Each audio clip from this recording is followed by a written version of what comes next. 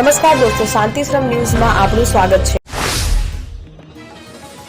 મુખ્યમંત્રી કૃષિ મંત્રીના હસ્તે 12 સરદાર પટેલ કૃષિ સંશોધન પુરસ્કાર અને શ્રેષ્ઠ પશુપાલક એવોર્ડ અર્પણ વિવિધ લાભોનું વિતરણ કરાશે। મુખ્યમંત્રી ભૂપેન્દ્ર પટેલ બનાસકાંઠાના દાંતીવાડાથી આજે રાજ્યવ્યાપી રવિ કૃષિ મહોત્સવ 2024નો પ્રારંભ કૃષિ મંત્રી રાઘવજી પટેલની ઉપસ્થિતિમાં કરાવશે। આ રવિ કૃષિ મહોત્સવ 2024 તારીખ 6 અને 7 ડિસેમ્બર દરમિયાન 246 તાલુકા મથકોએ રાજ્ય સરકારના મંત્રીઓ, સાંસદો, ધારાસભ્યો અને પદાધિકારીઓની ઉપસ્થિતિમાં યોજાવાનો છે। પાલનપુર શહેરમાં આબુ હાઈવે વિસ્તારમાં વરસાદી પાણીના નિકાલ માટેની કામગીરી મોટા ભાગે સંપન્ન થઈ ગઈ છે, જેના સફળ પરિણામો પણ આ વર્ષે જોવા મળ્યા હતા। ત્યારે હવે આબુ હાઈવે પર બાકી રહી ગયેલા એકમાત્ર આરટીઓ બ્રિજ નીચેના રસ્તાની બંને બાજુએ વરસાદી પાણીના નિકાલ માટેની આરસીસીની નવી ડ્રેનેજ લાઇન બનાવવાની કામગીરી અંતિમ તબક્કામાં છે। 40 વર્ષ જૂની જિલ્લા પંચાયતની બિલ્ડિંગ રોજેરોજ જગ્યાએથી તૂટી રહી છે। બાંધકામ શાખા અવનવા પ્રયોગો કરી રહી છે। તેવામાં હવે એન્જિનિયરિંગનું પ્રદર્શન કરી જિલ્લા વિકાસ અધિકારીની ચેમ્બરની સામે પ્રથમ માળે ચડવાની સીડી આગળ જે પેસેજનો ભાગ છે ત્યાં વાંસળા અડચણરૂપ સાબિત થઈ રહ્યા છે। વાંસળાના ટેકા લગાવવાનું મુખ્ય કારણ છત પર પ્લાય લગાવવામાં આવી છે। મોટા ભાગે પ્લગ બનાવવાના નિર્માણમાં વપરાતી પ્લાયની સીટ હાલમાં જિલ્લા પંચાયતના પોપડા ન ખરે તે માટે વપરાઈ રહી છે।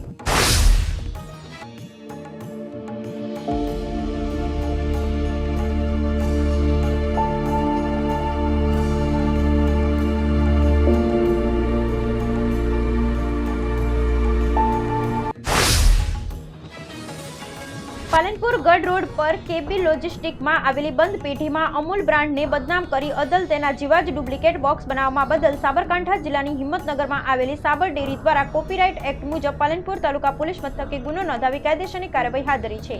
પાલનપુર નજીક ચડોતરના કેબી લોજિસ્ટિકમાં પાર્કમાં આવેલી પ્રકાશ કાનાબારની જલારામ એન્ટરપ્રાઇઝમાં ફૂડ વિભાગની ટીમે મંગળવારે દરોડાની કાર્યવાહી હાથ ધરી હતી। અંદરથી લાયસન્સ વગરની નકલી અમૂલ ઘીની ફેક્ટરી ઝડપાઈ હતી।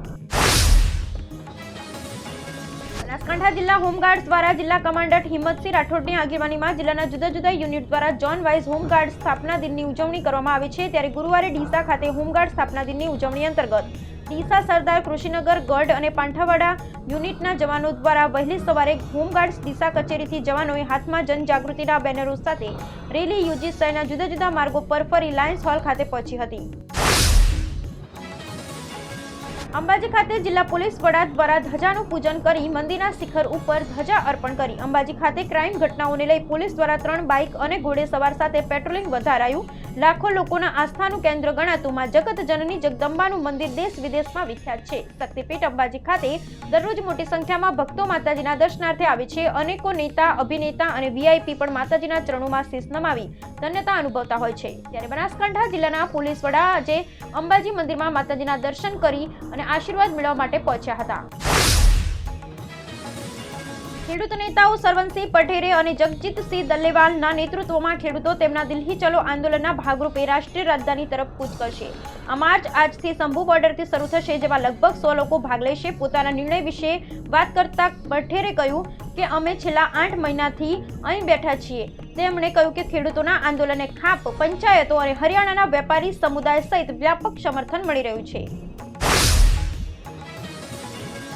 વર્લ્ડ હેરિટેજ સિટીની ઓળખ ધરાવતા અમદાવાદના સાબરમતી રિવરફ્રન્ટ પર અમદાવાદ મ્યુનિસિપલ કોર્પોરેશન દ્વારા સાબરમતી રિવરફ્રન્ટ ખાતે 792.50 કરોડના ખર્ચે નવું કન્વેન્શન, કલ્ચરલ અને બિઝનેસ સેન્ટર બનાવવામાં આવશે। રિવરફ્રન્ટને વેડિંગ ડેસ્ટિનેશન બનાવવા તેમજ આંતરરાષ્ટ્રીય કક્ષાનું બિઝનેસ તેમજ કન્વેન્શન સ્થળ બને તેના માટે પાલડી ટાગોર હોલ પાછળ 13,000 ચોરસ મીટર જગ્યામાં એક્ઝિબિશન હોલ, કન્વેન્શન હોલ અને કલ્ચરલ પ્લાઝા બનાવવામાં આવશે।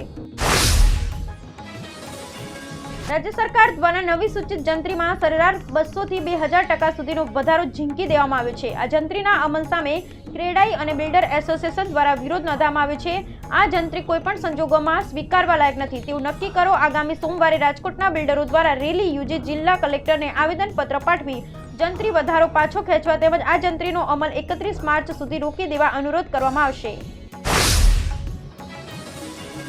બનાસકાંઠા જિલ્લાના સરહદીય વિસ્તારની એક કેનાલમાં ગાબડું પડી હોવાની ઘટના સામે આવી છે। વાવના દૈયપ ગામ નજીકથી પસાર થતી દૈયપ માઇનોર કેનાલમાં ગાબડું પડતા કેનાલના પાણી ખેડૂતોના ખેતરમાં ફરી વળ્યા હતા, જેથી ખેડૂતને ખૂબ મોટું નુકસાન પહોંચ્યું છે। બનાસકાંઠા જિલ્લામાં ગાબડા પડવાનો સિલસિલો યથાવત જોવા મળી રહ્યો છે।